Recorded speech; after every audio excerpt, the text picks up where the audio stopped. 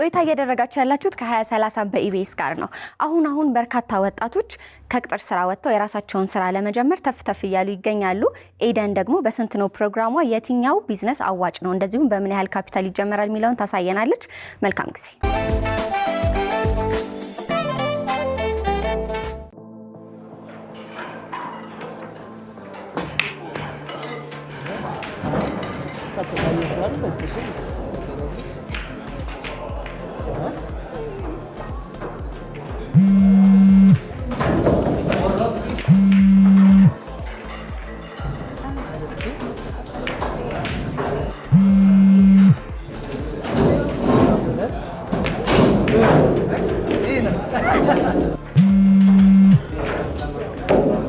ጎበዝ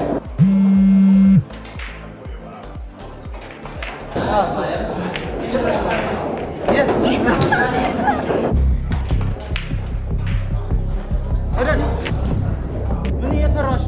ቆይ ላስረዳ። ምንድን ነው የምትሰሪው? እየተጫወትኩ። ምንድን ነው የምትሰሪው? ተረጋጉ። ምንድን ነው ስለማይነገራል? ምንድን ነው አይመለከትም። በጎረምሳ ምንድን ነው? በጎረምሳ ነገረኝ። ችግር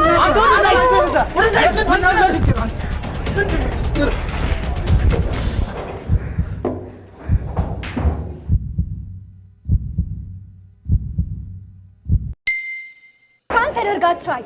እያያችሁ ያላችሁት በገቢ ራሳችሁን የምታሳድጉበትንና ምን ልስራ እያላችሁ ሀሳብ የገባችሁ ደግሞ መፍትሄን የምታገኙበትን ስንት ነው ዝግጅታችን ነው። ከኛ ጋር ቆዩ።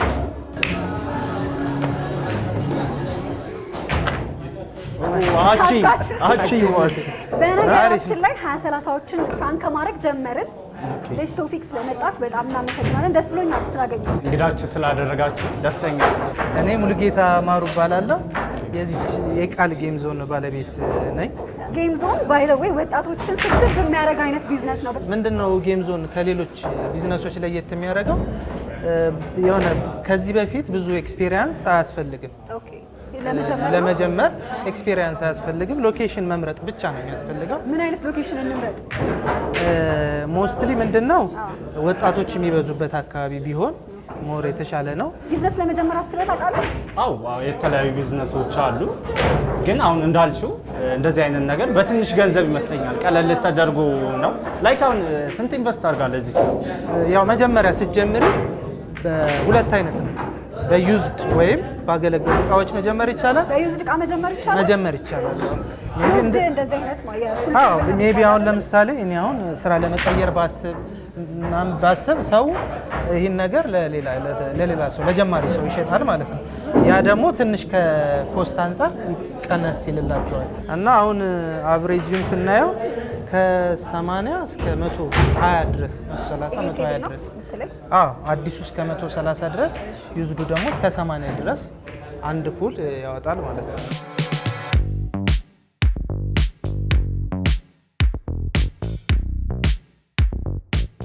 ወጣቱ እንደዚህ አይነት ስራ ለመጀመር እስከ ስንት ያስፈልገዋል?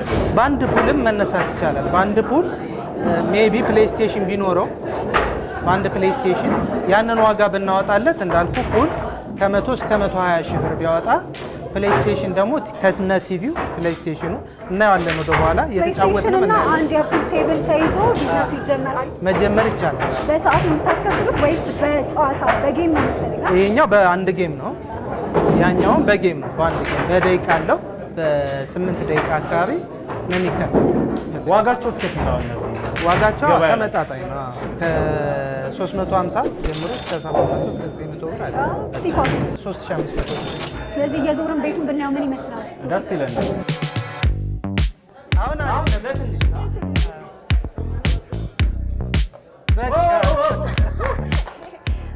ኛዋ ምንድነች?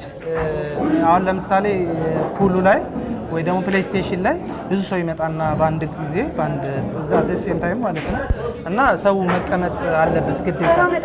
ተራ መጠበቂያ እዚህ ጋር መዝናኛ በየተራ እየመጡ ኢንጆይ ታደርጋለች። ክፍያ የለውም። ወደ ፔስ ከመግባታችን በፊት ስለ ኢንቴሪየሩ ባወራ ደስ ይለኛል። የጌም ዞን ቦታዎች ላይ ጥቁር ነው የሚደረገው አይደል? ላይቶቹ ራሱ ይለያሉ ከሌላው ቦታ።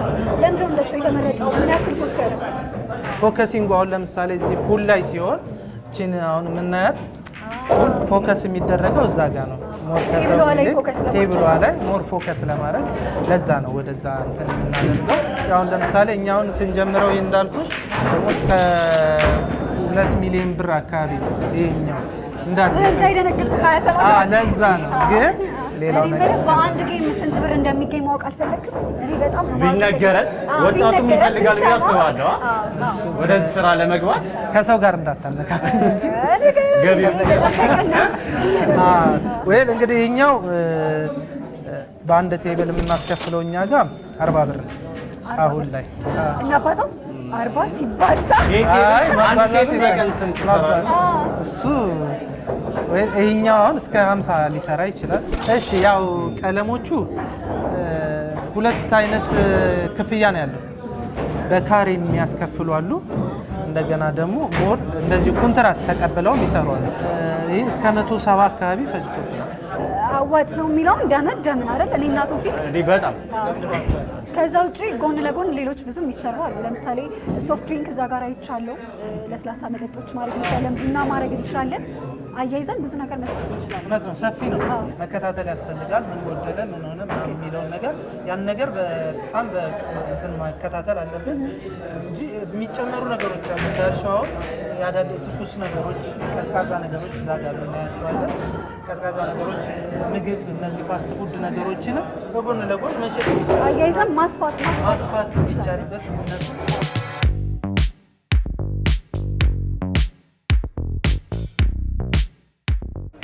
ሌላኛው የቢዝነሱ ክፍል እውነት ነው።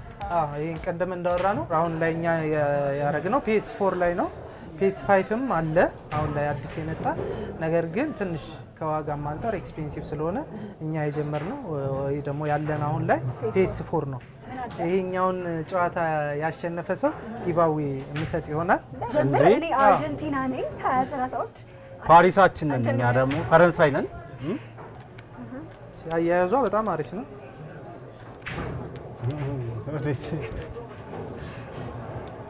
እሺ አሁን ምን ልትል ነው? አይ እዚህ ጋር ነው ችግሩ፣ እዚህ ጋር ነው። ዋይን ተደርጎ አይደለም። ቆንጆ ጎል ነው ያገባችው። አይዞህ በርታ። ፈራህ እንዴ? ምንድን ነው ኳስ ያዝ እንጂ ፈረንሳይ። ኧረ ይርክ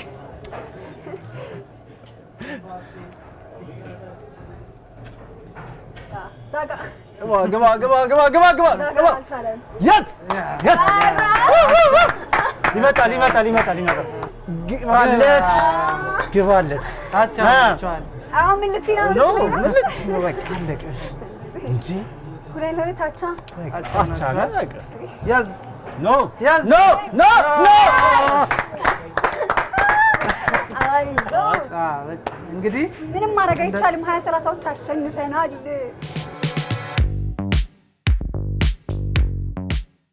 እንዳልኩት ጊቫዌውን እሷ አሸናፊ ናለች።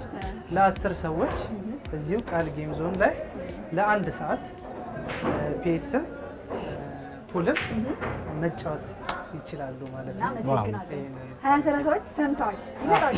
ቴክስት አድርገው 7696 ላይ ነው የሚጽፉልን። ከእነሱ መካከል እኛ ፒክ አድርገን በእኔ መስዋዕትነት ያው ተጋብዛችኋል። ተሸንፌ ለእናንተ ስል በደስታ እችኛውን ራሳችን የሰራናት እኔና እህቴ ጓደኞቼ ሆነን ሌሎቹም ነገሮች አሉ። 200 ብር 300 ይሄ ሁሉ 200 ብር ነው።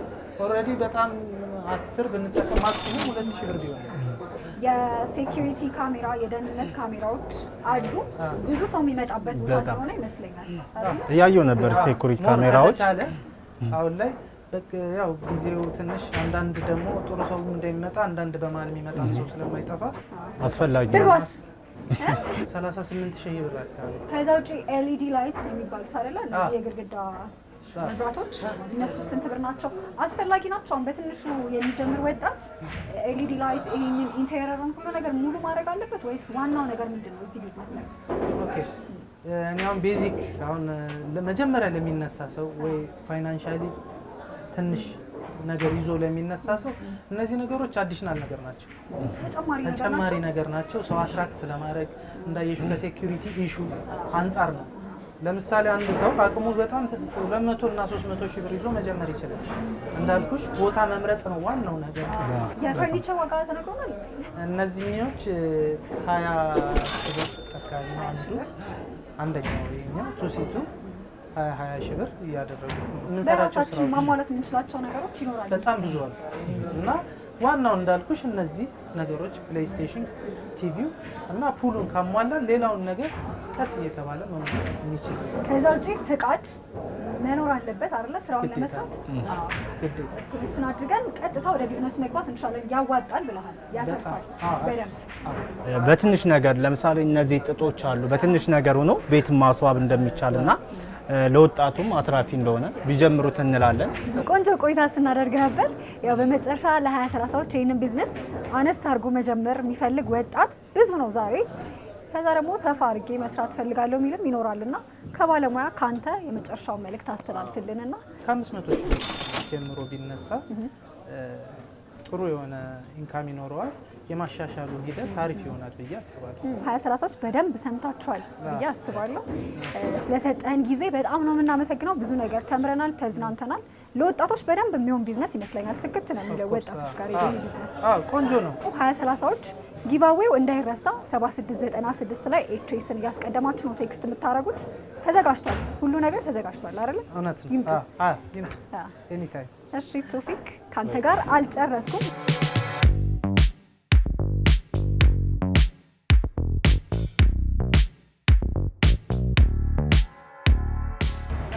ዛሬ 20-30 ስንት ነው ላይ የጋበዝንክ ዝም ብለን አይደለም።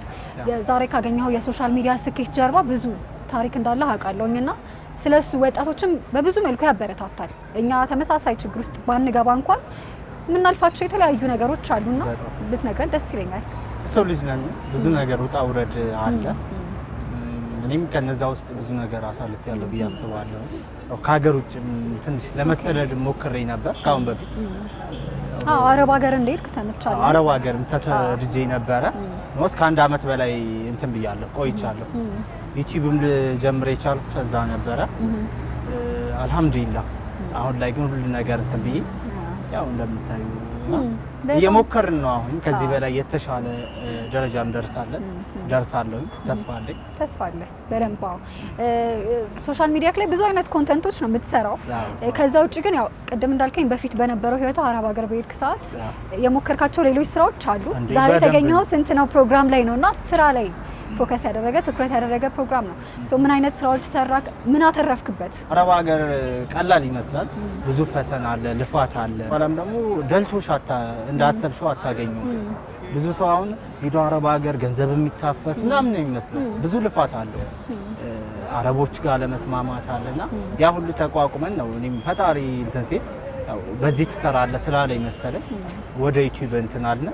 አሁን ላይ ጥሩ ነው እየሰራን ነው። እንደ ወጣት ገቢ ማግኘት ባለብን እየተንቀሳቀስን ነው። ስለዚህ አንተ ቢዝነስ የምትለው ዩቲዩብ ነው ማለት ነው? አዎ ዩቲዩብ በጣም ሶሻል ሚዲያ በአሁኑ ሰዓት በጣም ጸደይ ነው።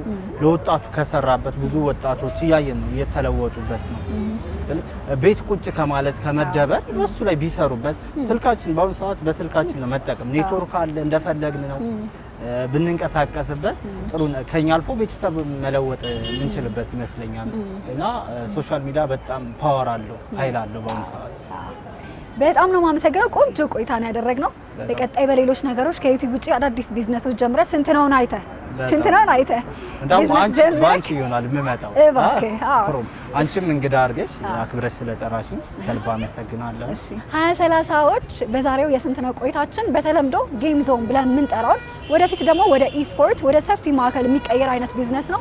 እንድትጀምሩት ሙሉ መረጃውን ሰጥተናችኋል።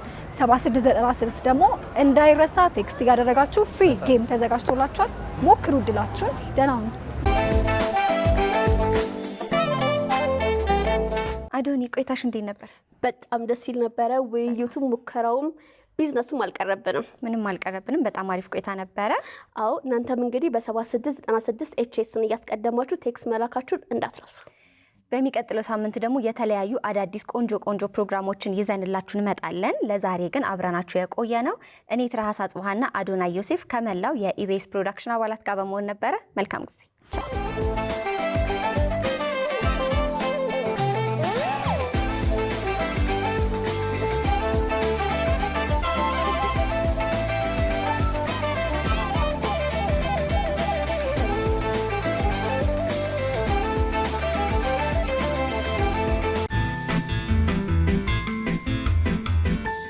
እስከ መጨረሻው ድረስ ከኛ ጋር ስለነበራችሁ እናመሰግናለን። የምናዘጋጃቸውን አዝናኝ ቪዲዮዎች ማየት ከፈለጋችሁ እዚች ጋር ጠቅ ያድርጉ። ሰብስክራይብ የሚለውን ደግሞ እዚህ ጋር ጠቅ ማድረግ እንዳረሱ።